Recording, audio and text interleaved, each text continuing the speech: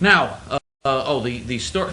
I tell these stories on the shows that we do here, but I really, as a civil rights leader, sometimes I wonder if it's, I try to do it because I try to do things educationally. I had something which I ordered, involving the organization, something that I ordered for the organization, even though I paid for it on my own credit card, which I've been doing often lately. But I ordered it for the sake of the organization, for the movement in Israel. And there was a company, and they charged me something improperly on the credit card. They overcharged me for something that I didn't order. They charged me something extra, and it involved, I think, about $85 extra. So for me, $85 is real money. I mean, I'm not a rich person. So I called up this company in Tennessee, and I speak to someone on the phone in Tennessee, a very nice gentleman in Tennessee. He was one of the people in the customer service department. He was very polite, very professional. He said to me, "Yes, I see that's there." He said, "But he said we have a rule here that when you order this, you automatically get the thing that was $85 also." I said, "Yeah, but it also says here that it can be waived at the discretion of the company. That $85 fee, and it can be waived at the discretion of the company. Is this clear, or is this too confusing so far?" At the discretion of the company, or at your discretion if you don't want it? No. The company has to agree to waive it. It's a complicated thing, but the company would. You just get their permission. You just tell them, and it's routine though. The company has to agree to waive it. Okay, then I understand it. Okay, so I did get the $85 thing waived, but the person who I ordered it with was not like this very civilized gentleman from Tennessee. The person I ordered it with was someone who took down the wrong information, who was, an affirmative action genius, who took down the wrong information and put the $85 thing in, even though I said I didn't want it. So he said, well, she already marked it that way. She said Shatril, her name was Shatril.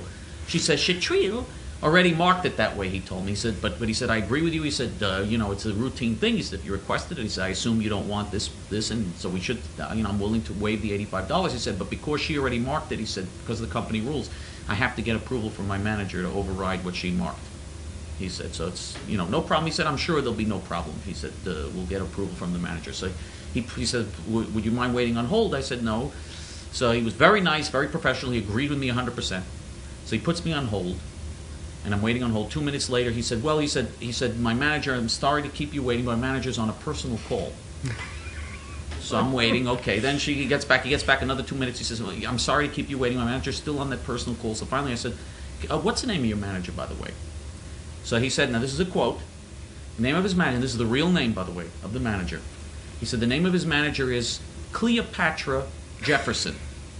Cleopatra Jefferson, that be the name of his manager. So I said, she's your supervisor? She said, no, she's the manager of the whole department. They put her in charge of the whole department. Cleopatra Jefferson. Mm-hmm. She's in charge of the whole department. Anyway, so I waited and waited and waited. Him I got right away. Okay? She's supposed to be in charge, and her I had to wait. She finally got off, and he said it was a personal call. He told me it's a personal call. She finally got off her personal call. I waited 20 minutes for her to get off her personal call. And you can imagine what a personal call was about. That was my fourth child I had with that other guy, my fourth illegitimate child.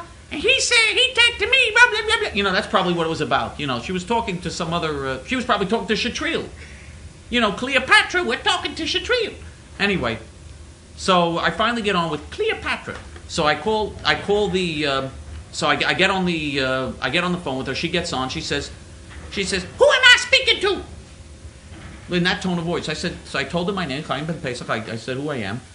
So I said, is this Cleopatra? Is this Cleopatra Jefferson? She said, mm-hmm.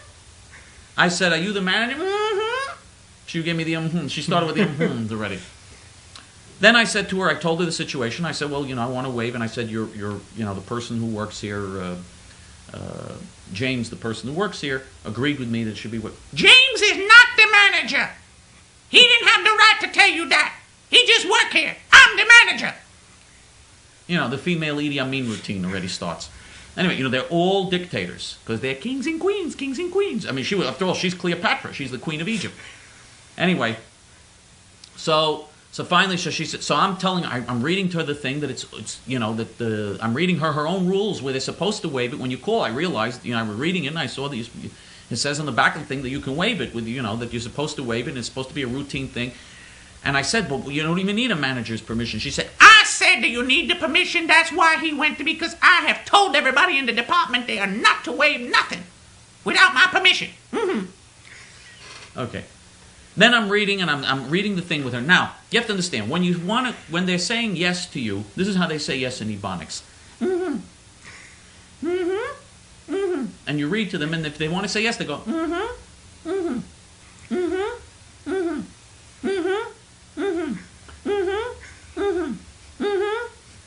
Anyway, now when they want to say no, it's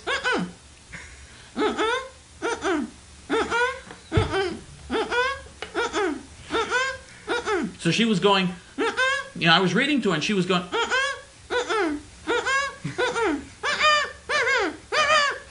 and she kept going, this kept going on and on and on. So finally, I said to her, I said, could you give me an answer? She said, I gave you an answer. I said, it's not an answer. So, she expects me to understand. What does she think? This is a jungle over here? I understand. What is this with the... Anyway, so finally, Cleopatra, So she said to me, well, I don't have to waive it, and I ain't gonna waive it. No, I ain't gonna waive it. And she starts going, that's another one. So finally, I made calls, and I was fed up. So I finally got to the vice president of the company. And I said, the Queen of Egypt works for you. So he said, he didn't understand what I was saying. Well, Cleopatra, isn't that the Queen of Egypt? So he said, oh, you mean the manager in our customer service department? I said, that's customer service? I said to him, and I told him what was going on there, and and he agreed with me, by the way, that she should have given it to me. So I said, why did I have to get all the way to you and go through all this for that? He says, well, I apologize, you're right, it was a minor thing, she should have given you, we don't want customers to have to go through this, you're right. If you didn't want it, it should have been, And I said to, well, first of all, Satirical started it. Satirical? By putting the wrong information on. Then Cleopatra refused to waive it. I said, you notice there's a pattern here? I said to him.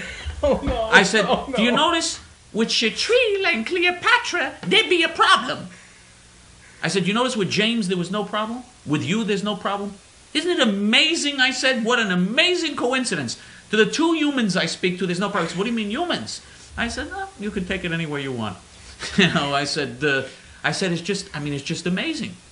I said, but this is a manager of customer service. This is the type of customer service you have. I said, that Cleopatra was on the phone apparently with Mark Anthony.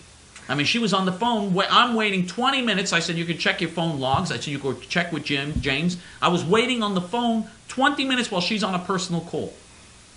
I said, I said, you sound like a very professional, and other people sounded very professional. I said, but she seems to think that she's in a zoo. Not in a company, but in a zoo. No, it's true. She runs the thing like a zoo. I said, she even sounds like she's in a zoo. This is, what is this? This is a manager? I said, what is she managing? The cage in the zoo? It's unbelievable. And then he said, and I said to him, every time, he said, well, didn't you point out, she said, did you read her the instructions on the thing? I said to her, let me be very honest with you, I said to her.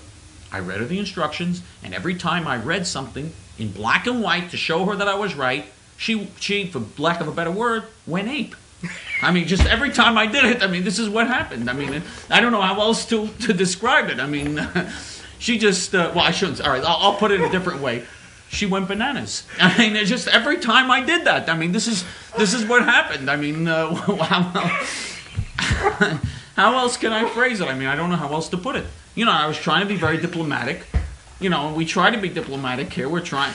And I told him, I said, by the way, and I'm a civil rights leader and I'm a moderate. I wanted him to know I happen to be a moderate and a civil rights leader.